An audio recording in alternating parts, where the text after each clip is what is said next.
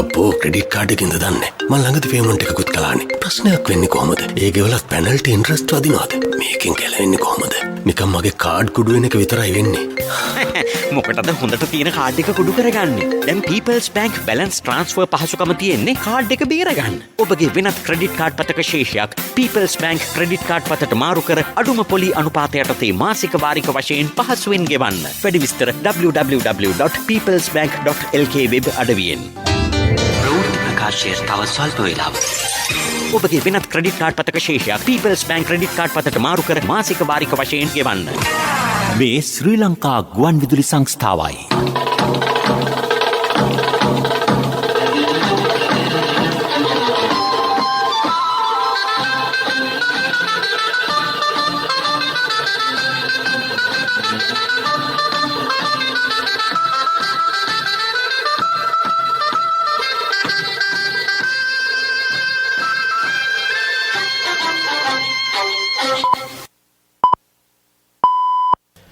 රාත්‍රී 9යි.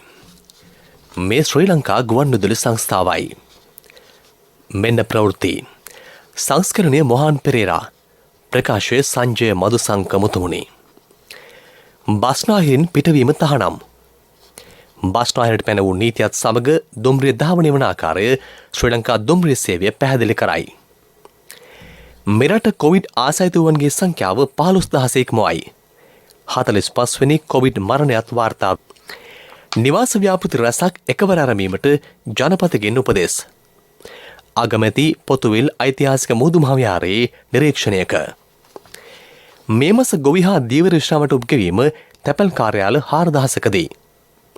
කොවිඩ් හේතුවෙන් ප්‍රවාහන සේවයට සහන රැසක්. බදු ත්‍රස්තවාදී නිමා කිරීමට වත්මන් රජයට හැකි වූ බව ඉන්දියා අගමැති කියයි.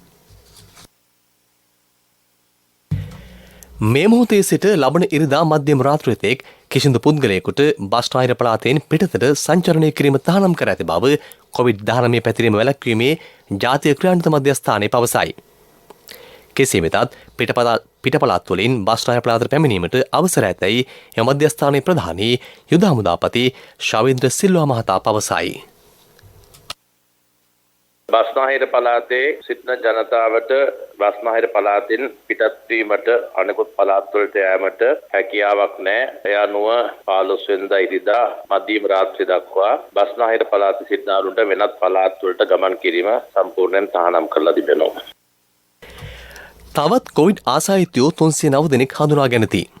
ඔවුන් සියලු දෙනාම පෑලියගොඩ කොවිඩ් පොකුරේ ආසාදිතයින්ගේ සමීපතව වෙති. මේ අනුව පෑලියගොඩ හා මිනුවන්ගොඩ පොකුර 11542ක් දක්වා ඉහළ ගොස් තිබේ. මේ වන විට මෙරටින් හඳුනාගෙන ඇති සමස්ත ආසාදිතයින්ගේ සංඛ්‍යාව 15024ක් බවට පත්ව තිබේ. ඉන් 10183ක් සුවය ලබා ඇත. මියගිය සංඛ්‍යාව 45කි. අද දිනේ මරණ 4ක් වාර්තා වූ අතර අවසන් මරණය සිදු වී ඇත්තේ මාලිගාවත්තේ පිහිටි නිවසකදීය. අවුරුදු 68ක් වයස ඇති කාන්තාවක් එහිදී මිය ගොස් ඇත. කොවිඩ් ආසාදනය සමග උත්සන්න වූ අධිරුධිර පීඩන තත්ත්වය සමගින් ඇති වූ හෘදයාබාධයක් මරණයට හේතු වී තිබේ. මේ අතර කොළඹ වරාය නගරයේ ඉදිකිරීම් වලට චීන ජාතිකයන් සිව් දෙනෙකු සහ ශ්‍රී ලාංකිකයන් දෙදෙනෙකු කොවිඩ් ආසාදිත බව අත්අහුරු විය. ඒ අනුව එහි ඉදිකිරීම් කටයුතු වලට 47 දෙනෙකු හා ගාලමුද්‍ර ප්‍රදේශයේ වැඩබිම්වල සේවය කරන ඉන්දිය ජාතිකයන් 17 දෙනෙකු කොවිඩ් ආසාදනය වී ඇතැයි සෞඛ්‍ය අමාත්‍යාංශය කියයි. බස්නාහිර පළාතට පැන වූ සීමා හේතුවෙන් දුම්රිය ධාවන කටයුතුවලද වෙනසක් සිදු කර ඇත. ඒ අනුව බෙලියත්ත, මහනුවර, මහව, පුත්තලම හා අවිස්සාවේල්ල දුම්රිය ස්ථානවලින් ගමන් ආරම්භ කරන සහ එම මාර්ගවල ගමන් කරන දුම්රියවලට හෙට පෙරහුරුවේ කොළඹ කොටුව දක්වා ළඟාවීමට අවසර පවතී. පස්වරුවේ ගමනාන්ත කරා ගමන් ගන්නා විට එම දුම්රිය බස්නාහිර පළාතේ සීමාවන් වල පමණක් නවත්වනු ඇත. ඒ අනුව කොළඹ සිට අලුත්ගම, අඹේපුස්ස, කොච්චිකඩේ හා අවිස්සාවේල්ල දක්වා ගමන් කළ හැක. ඉන් ඔබට සෞඛ්‍ය හේතු මත බස්නාහිර පළාතේ සිට මගින් රැගෙන නොයන බව ශ්‍රී ලංකා දුම්රිය සේවය පවසයි. ධාවනය වන දුම්රියට ඊළඟ දුම්රිය නැවතුම්පලේ සිට ගොඩවන මගින්ට ගමනාන්තය දක්වා ගමන් කළ හැකිය. ප්‍රාදේශීය වශයෙන් ධාවනය කරනු ලබන සියලු දුම්රිය නියමිත දුම්රිය කාලසටහන අනුව ධාවනය කෙරේ. දිවයිනේ ප්‍රදේශ ගණනාවක් ආවරණය වන පරිදි අඩු, මධ්‍යම සහ ඉහළ මධ්‍යම ආදායම්ලාභීන් වෙනුවෙන් නිවාස ව්‍යාපෘති රැසක වැඩ එකවර ආරම්භන්නයි ඉදිකිරීම් ශේෂ්ත්‍රයේ ප්‍රමුඛයින්ට ජනාධිපති ගෝඨාභය රාජපක්ෂ මහතුමා දැනුම් දෙයි. නව තාක්ෂණය සහ ක්‍රමයෝද උපයෝග කර ගනිමින් නිර්මාණශීලී ලෙස සහ පරිසරය සුරැකින අයුරින් ඉදිකිරීම් කළ යුතුය. ඉදිකිරීම් ශේෂ්ත්‍ර නිරත ආයතන 10ක නිලධාරීන් සමග අද පස්වරුවේ ජනාධිපති කාර්යාලයේ පැවති සාකච්ඡාවේදී ජනාධිපතිතුමා මේ බව කීවේය. ඉදිරි තෙවසර තුළ මධ්‍යම පාන්තිකෙන් වෙනුවෙන් ඉදිකිරීමට අපේක්ෂිත නිවාස සංඛ්‍යාව 15000කි. අඩු සහ ඉහළ මධ්‍යම ආදායම්ලාභීන්ගේද ඉල්ලුම සැපේන පරිදි සිව් වසරකදී නිවාස ඒකක 36884ක් ඉදිකිරීම රජයේ අපේක්ෂාවයි. පෑලියගොඩ, කොළොන්නාව, බ්ලූමැන්ඩල්, කොට්ටාව, මාකුඹුර, කොට්ටාව, පළතුරුවත්ත, බොරලස්ගමුව, මාළඹේ, මහනුවර, ගැටමිය සහ අනුරාධපුර නගර කේන්ද්‍ර කර ගනිමින් පළමු අදියරේ ව්‍යාපෘති ක්‍රියාත්මක කෙරෙයි. ඉදිකිරීම් ශේෂ්ත්‍රයේ දේශීය කර්මාන්තකරුවන්ට ඊට එක් විය හැකිය. අම්පාර පොතුවිල් ඓතිහාසික මුහුදු මහවිහාරයේ වත්මන් තත්ත්වය සොයා බැලීමට අගමැති මහින්ද රාජපක්ෂ මහතා අද එහි නිරීක්ෂණ චාරිකාවකට එක් විය. එම විහාරස්ථානයේ ඉදිරි සංවර්ධන කටයුතු පිළිබඳව සාකච්ඡාවකටද අග්‍රාමාත්‍යවරයා එක් විය. එහි ඉදිරි සංවර්ධන කටයුතු පිළිබඳව නිලධාරීන්ට උපදෙස් දුන්නේය. විහාරස්ථානයට අයත් භූමිය අනවසර පංචකරුවන්ගෙන් ග්‍රහණයට ලක්වීම පිළිබඳව පසුගිය රජයේ සමයේ විශාල ආන්දෝලනයක් පැවතුණි. එම ගැටලු නිරාකරණය කරමින් මුහුදු මහ විහාරස්ථානයට අයත් භූමිය ලකුණු කර එය පූජ්‍යාමුයක් ලෙස නම් කිරීමට පියවරගෙන තිබේ. ඊට අදාළ බලපත්‍රයේ විහාරස්ථානයට ලබා දෙන්නයි අග්‍රාමාත්‍ය මහින්ද රාජපක්ෂ මහතා තමන්ට උපදෙස් ලබා දී ඇති බව මේ අවස්ථාවට එක් වූ බුද්ධ ශාසන ආගමික හා සංස්කෘතික අමාත්‍යාංශයේ ලේකම් මහාචාර්ය කපිල ගුණවර්ධන මහතා පැවසිය. විහාරස්ථාන භූමිය ආරක්ෂා කිරීම සඳහා ග්‍රාමාත්‍යවරයාගේ මැදිහත් වීම යටතේ නාවික හමුදා අනුකණ්ඩයක් පිහිටුවීමට ආරක්ෂක ලේකම් කමල් ගුණරත්න මහතා ක්‍රියා කර තිබේ. විහාරස්ථානයට අයත් භූමිය ආරක්ෂා කර දෙන ලෙසත් නැගෙනහිර පළාතේ හඳුනා නොගත් පුරාවිද්‍යා ප්‍රදේශ ආරක්ෂා කර දෙන ලෙසත් මුහුදු මහ විහාරයේ විහාරාධිපති නැගෙනහිර පළාතේ ප්‍රධාන සංඝනායක වරකාපොළ ඉන්ද්‍රසිරි ස්වාමින් වහන්සේ අග්‍රාමාත්‍යවරයාගෙන් ඉල්ලා සිටියහ. මේ ප්‍රවෘත්ති ශ්‍රී ලංකා ගුවන්විදුලි සංස්ථාවෙන්.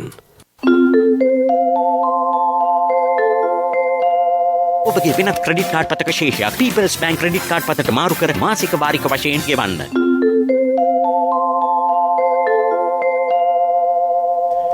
යළිත් ප්‍රවෘත්ති. COVID-19 තත්ත්වය හමුවේ ප්‍රවාහන සේවයට මේ වන විට සහන රසක් ලබා දීමට ක්‍රියාමාර්ග ගෙන තිබේ. එහිදී පුද්ගලික බස් රථ සඳහා අය කරන අවසර පත්‍ර ගාස්තු, ප්‍රමාද ගාස්තු, ටෙන්ඩර් ගාස්තු, ලොග් පත්‍ර ගාස්තු, පිවිසුම් ගාස්තු, මාර්ග තාවකාලික බලපත්‍ර ගාස්තු ඉදිරි මාස 6ක් යනතුරු අය නොකිරීමට ක්‍රියා කරේ. ලීසින් අය කිරීමද මාස 6කටත් හිටුවේ. ලංකා බැංකුව මගින් සහන පොලිය යටතේ රුපියල් ලක්ෂ 3 බැගින් ලබා දීමටද ශ්‍රී ලංකා මහ බැංකුවේ අනුමැතිය ලැබී ඇත. නිරෝධාය නැදන නීතිය පැනවීමෙන් පසු කොවිඩ් ව්‍යාප්තිය සමග හඳුන්වා දී ඇති මාර්ග උපදේශන හේතුවෙන් බස් රථ 10කින් ගැටලු කිහිපයක් පැන නැගුණි. මේ වන විට ලංකා ගමනාගමන මණ්ඩලයේ රුපියල් මිලියන 75ක් වූ දෛනික ආදායම මිලියන 18ක් දක්වා අඩු වී ඇත. දුම්රිය දෙපාර්තමේන්තුවේ දිනක ආදායම රුපියල් මිලියන 18ක් වූ අතර එය මේ වන විට රුපියල් මිලියන 5ක් දක්වා අඩු වී ඇත. සෞඛ්‍ය නීති අනුව ධාවනය කිරීමේදී පෞද්ගලිකාංශයට සිදුවන අපහසුතාවයන් සම්බන්ධයෙන් සලකා අතිරේක ගාස්තුවක් අය කිරීමට අවසර දී ඇතැයි ඇමති ගාමිණී ලොක්ගේ මහතා පවසයි.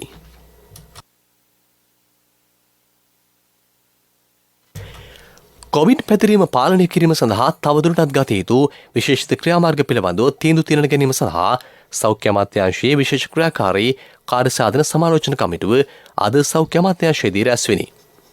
කොවිඩ් ආසාදිත බවට තහවුරු රෝගීන්ගේ රෝගී තත්ත්වයන් අනුව වෙන්වෙන් වශයෙන් ඔවුන් සුදුසු රෝහල් වෙත යොමු කිරීමට සැලසුම් කිරීම, කොවිඩ් රෝගීන්ට ප්‍රතිකාර කිරීමට ප්‍රාදේශීය හා දිස්ත්‍රික් මට්ටමින් තව තවත් රෝහල් හඳුනා ගැනීම, දෛනිකව වෙනත් රෝගීන් සඳහා රෝහල්ගත වන රෝගීන්ට ලබා දෙන බාහිර හා නේවාසික ප්‍රතිකාර සේවා ශක්තිමත් කිරීම, රෝගීන්ගේ හා සෞඛ්‍ය කාර්ය මණ්ඩලයේ ගැටලු හඳුනා ගැනීම පිළිබඳව මෙම සාකච්ඡාවේදී අවධානය යොමු කෙරෙනි. කොවිඩ් ව්‍යාප්තිය යම් වර්ධනයක් සිදු වුවහොත් එය පාලනයට හා ප්‍රතිකාර සේවා සිදු කිරීමේ ඇතිවන ඕනෑම අවදානම් තත්ත්වයකට මුහුණ දීමට සෞඛ්‍ය කාර්ය මණ්ඩලය ශක්තිමත් කිරීමට අවශ්‍ය ක්‍රමවේද පිළිබඳව සාකච්ඡා විය. සෞඛ්‍ය අමාත්‍ය පවිත්‍රවන්න රච්චි මහත්මියගේ ප්‍රධානත්වයෙන් මෙය පැවැත්වුණි. ගොවි සහ දීවර විශ්‍රාමයට ඔබ්ගීමට අවශ්‍ය කටයුතු මේ වනට අවසන් කර ඇතැයි කෘෂි හා ගොවි ජන රක්ෂණ මණ්ඩලයේ සභාපති ප්‍රේමචන්ද්‍ර යපා මහතා පවසයි. තැපැල් කාරණ 4000කට පමණ මීට අදාළ දැනුම් දීම් කර තිබේ. ජනාධිපතිතුමාගේ වගා සංග්‍රාම සංකල්පය අනුව දේශීය කිරි නිෂ්පාදන නගා සිටුවමින් දේශීය කිරි ගොවියා ශක්තිමත් කිරීමට පසු රක්ෂණ ක්‍රමවේදයක් සකස් කරන බවද ඔහු කියා සිටී.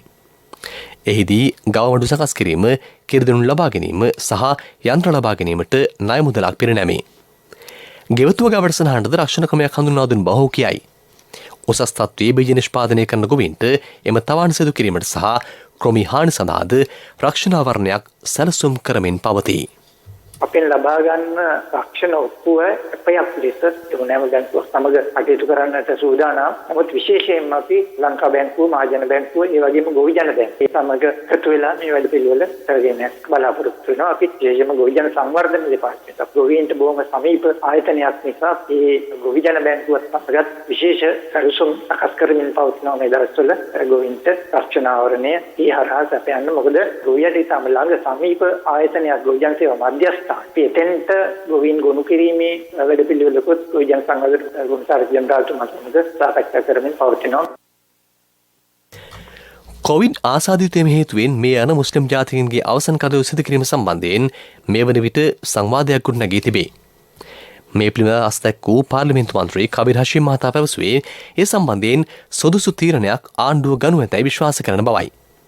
ඒ සඳහා ජාත්‍යන්තරයේ මෙන්ම රටේ මතයද වැදගත්ය.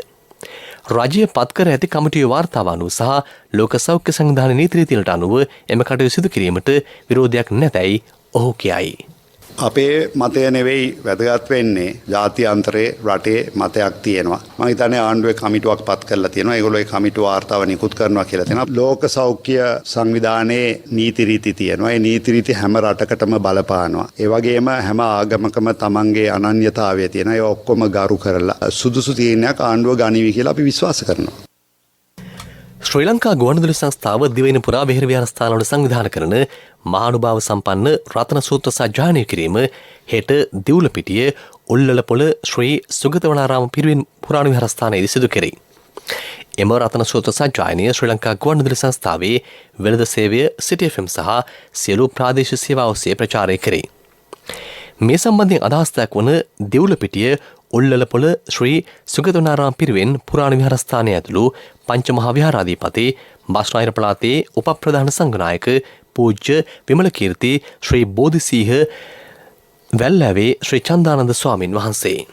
ශ්‍රී ලංකා ප්‍රජාතාන්ත්‍රික සමාජවාදී ජනරජයේ විධායක ජනාධිපති අතිගරු අපේ ගෝඨාභය රාජපක්ෂ මැතිතුමන්ගේ මඟ පෙන්වීම යටතේ ශ්‍රී ලංකා ප්‍රජාතාන්ත්‍රික සමාජවාදී ජනරජයේ ගරු අග්‍රාමාත්‍ය මහින්ද රාජපක්ෂ මැතිතුමන්ගේ පූර්ණ අනුග්‍රහය ඇතිව ශ්‍රී ලංකා ගුවන්විදුලි සංස්ථාව මගින් මාසයකට අධික කාලයක් තිස්සේ ගම් දනව් සිසාරා මහානුභාව සම්පන්න රතන සූත්‍ර දේශනාව දේශනා කරලීම අතිශයින්ම ප්‍රශංසනීය ක්‍රියාවක්. ලෝවැසි සියලුම ජනී ජනතාවට නිදුක් භාවයේ නිරෝගී භාවයේ චිරජීවනයේ ප්‍රාර්ථනා කරමින් මහානුභාව සම්පන්න රතන සූත්‍ර දේශනාව දිවුලපිටිය උල්ලලපොළ ශ්‍රී සුගතවනාරාම පිරිවෙන් පුරාණ විහාරස්ථානයේ කේන්ද්‍ර කරගෙන රතන සූත්‍ර දේශනාව දේශනා කරලා බලාපොරොත්තු වෙනවා. ලක්වැසි වගේම ලෝවැසි ජනී ජනතාවට මේ කොරෝනා වෛරසයෙන් අත මිදලා නිදුක් භාවයේ නිරෝගී භාවයේ චිරජීවනයේ උදා කරගන්න අවස්ථාව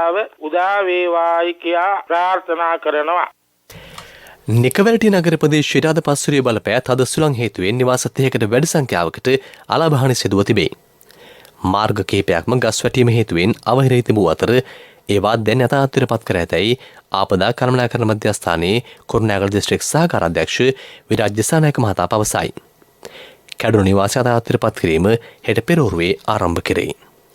මීළඟට ප්‍රමුඛ පුවත. ඔබගේ වෙනත් ක්‍රෙඩිට් කාඩ් පතක ශේෂයක් People's Bank ක්‍රෙඩිට් කාඩ් පතට මාරු කර අඩුම පොලි අනුපාතය යටතේ මාසික වාරික වශයෙන් පහසුවෙන් ගෙවන්න. වැඩි විස්තර peoplesbank.lk වෙබ් අඩවියෙන්.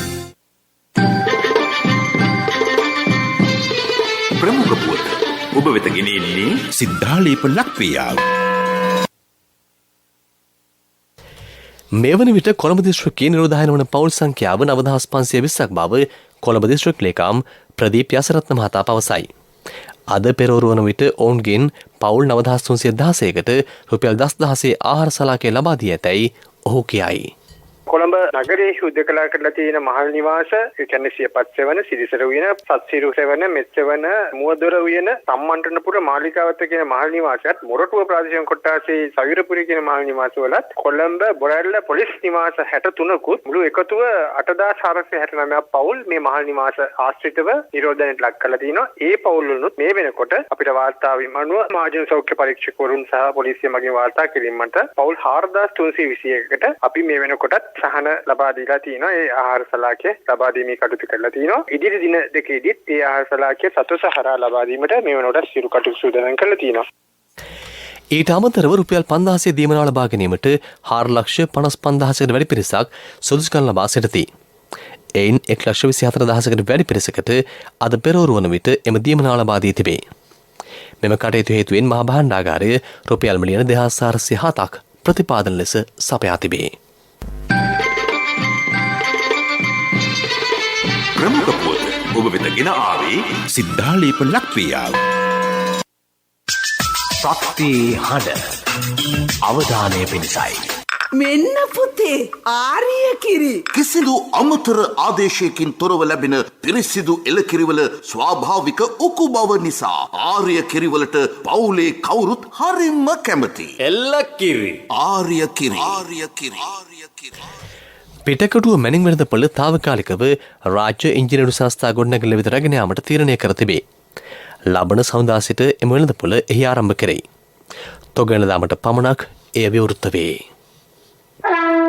ආර්ය කිරි සමාගමේ විශිෂ්ටතම හඳුන්වාදීමයි 100% එළකිරිවලින් පමණක් නිපදවා ඔබ වෙත එන ආර්ය කිරි. නිරෝගීකමට මුල් තැන දෙන නුවණැති පාරිභෝගික ජනතාවගේ විශ්වාසනීය තෝරා ගැනීමයි ආර්ය කිරි. වෙනස හොඳින් හඳුනා ගන්න. ආර්ය කිරි බීලම බලන්න.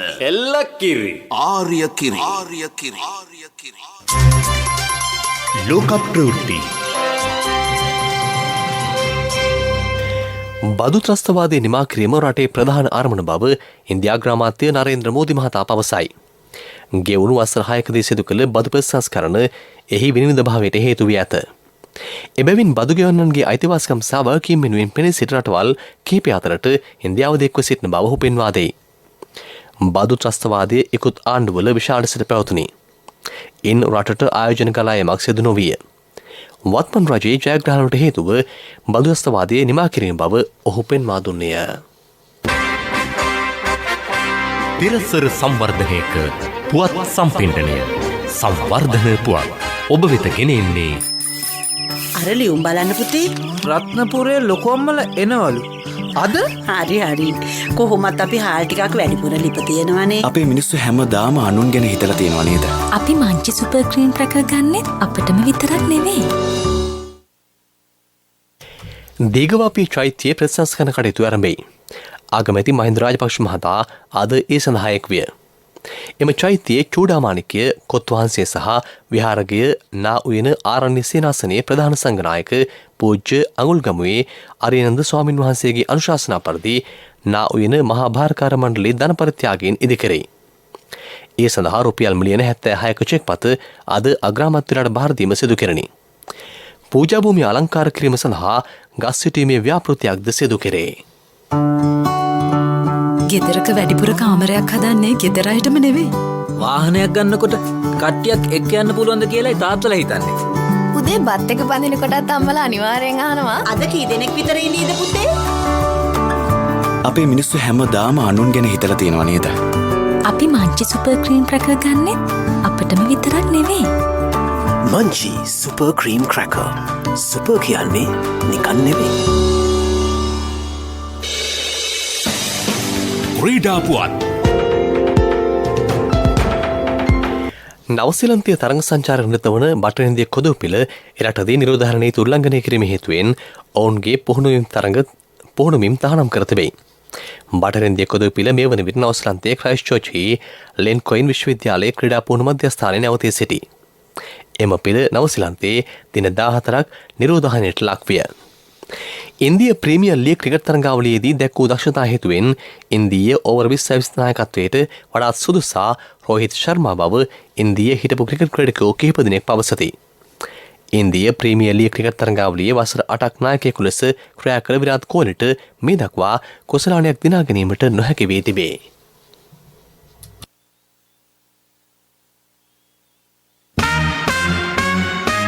ව්‍යාපාරික පුවත් ඔබ වෙත ගෙන එන්නේ රන් බහන්ඩ පළුදු නොකොට ඉතා ආරක්ෂාකාරී ලෙස තබා ගන්නා අතරම අය කරන්නේ අඩු පොලියකේ NSB රන් සහන සේවාව මුදල් හදිසියකට රත්තරන් විසඳුම.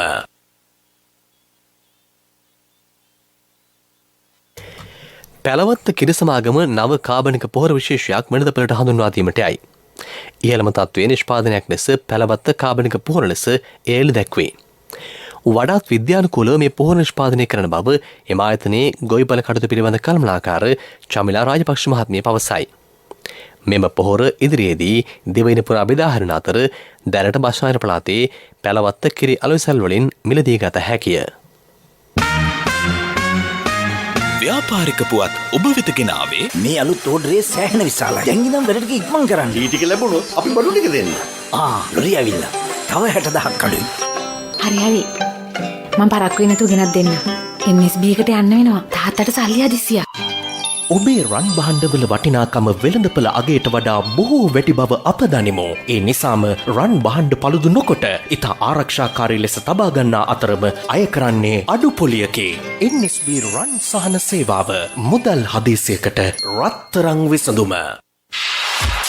ආර්ථික පුවත් ආවරණය යුතුකම් වගකීම් එක්ක සල්ලි ඉතුරු කරන්න ලේසි නෑ. ඔබේ ස්ථාවර තැන්පතෝට ආකර්ශනීය පොලියක් හා ආරක්ෂාවක් දෙන්න අපි පොරොන්දු වෙන්නේ ඒකයි. LOLC Finance ස්ථාවර තැන්පතු ඉතිරිය උතුරන්න. 2001 දෙසැම්බර් 13 වෙනි දින නීතිගත කරන ලද LOLC Finance PLC ICRA Lanka limited වෙතින් SLA ස්ථාවර ශ්‍රේණිය ලබා ඇත. 2011 අංක 42 දරන මුදල් ව්‍යාපාර පනත යටතේ ශ්‍රී ලංකා මහා බැංකුවේ මුදල් මණ්ඩලය වෙතින් බලපත්‍රලාභී මුදල් සමාගමකි. මෙරට කළු තේ රටවල් 12ක ප්‍රචලිත කිරීමේ වැඩපිළිවෙලක් ආරම්භ කිරීමට යයි. අග එකතු කළ තේ වශයෙන් වෙළඳපළට මේවා හඳුන්වා දීම ප්‍රධාන බලාපොරොත්තුවයි. රුසියාව, යුක්‍රේනය, ජපානය, චීනය, මැද පෙරදිග ඔස්ට්‍රේලියාව ඇතුළු රටවල් පළමුව ඉලක්ක කෙරෙයි.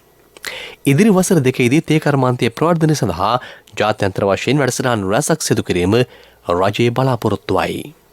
මගේ මහත්තයා දාපු මේ රත්තරන් මුද්ද තමයි මගේ ජීවිතේ. LOLC එකට ඔයාලගේ රත්තරන් පණ වගේ. ඔයාලගේ රන් බහන්ඩ අපි ළඟ තියනකල් ඔයාලට ජීවිත රක්ෂණයකුත් දෙන්නේ අපි විතරයි. වෙලාවට ගෙවා ගන්න බැරි වුණොත් ඔයාලගේ රත්තරන් කොහොම හරි ඔයාලටම දෙන එකයි අපේ ප්‍රතිපත්තිය. ගෙවා ගන්න අමාරුනොත් අපි කතා කරලා විසඳුමකුත් දෙනවා. මුද්දට මං හිතපු නැති ගාණක් හම්බුණා. ආපු ගමන් වැඩෙත් උනා. වටිනා තෑග්ගකුත් හම්බුණා. LOLC එක කරන ගනුදෙනුවක් රත්තරන් වටින ගනුදෙනුවක් කියන්නේ ඒකනේ. LOLC Finance රන්සවි රන්නය සේවාව. රත්තරන්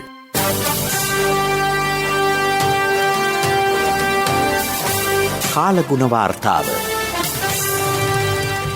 දිවයිනේ බොහෝ ප්‍රදේශවල තැනින් තැන වැසි හෝ ගිගුරුම් සැත වැසි ඇතිවන බව කාලගුණ විද්‍යා දෙපාර්තමේන්තුව පවසයි. උතුරු සහ නැගෙන පළාත්වලත් හම්බන්තොට ශ්‍රේක්කයේ වෙරළබන ප්‍රදේශවලත් උදැසන කාලයේත් තැනින් තැන වැසි ඇතිවේ. බස්නාහිර සබරගමුව සහ මධ්‍යම පළාත්වලත් ගාල්ල, මාතර, යාපනය, මුණතිව් සහ කිල්නොච්චි දිස්ත්‍රික්කවලත් ඇතැම් ස්ථානවලට මිලිමීටර 100ට වැඩි තද වැසි ඇතිවිය හැකිය.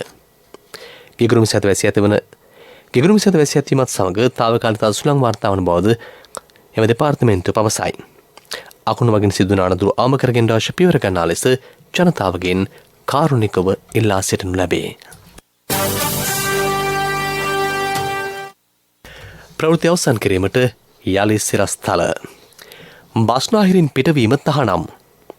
බස්නාහිරට පැන වූ නීතියත් සමග දුම්රිය දහවන වන ආකාරය ශ්‍රී ලංකා දුම්රිය සේවය පැහැදිලි කරයි. මෙරට කොවිඩ් ආසයිතුවන්ගේ සංඛ්‍යාව 15000ක් මුවයි. 45 වෙනි කොවිඩ් මරණයත් වාර්තා වෙයි. නිවාස ව්‍යාපෘති රැසක් එකවර ඇරමීමට ජනපතිගෙන් උපදෙස්. අගමැති පොතුවිල් ඓතිහාසික මුහුදු මහා විහාරයේ නිරීක්ෂණයක. මේ මාස ගොවි හා දීවර ශ්‍රාවටුම් ගෙවීම තැපැල් කාර්යාල 4000කදී. කොවිඩ් හේතුවෙන් ප්‍රවාහන සේවයට සහන රැසක්. බදු ත්‍රස්තවාදය නිමා කිරීමට වත්මන් රජයට හැකි වූ බව ඉන්දියා අග්‍රාමාත්‍යවරයා කියයි. රාත්‍රී ප්‍රවෘත්ති ඉන් සමාප්තයි. අපගේ මීළඟ ප්‍රධාන ප්‍රවෘත්ති ප්‍රකාශය හෙට උදෑසන 6ට බලාපොරොත්තු වන්න.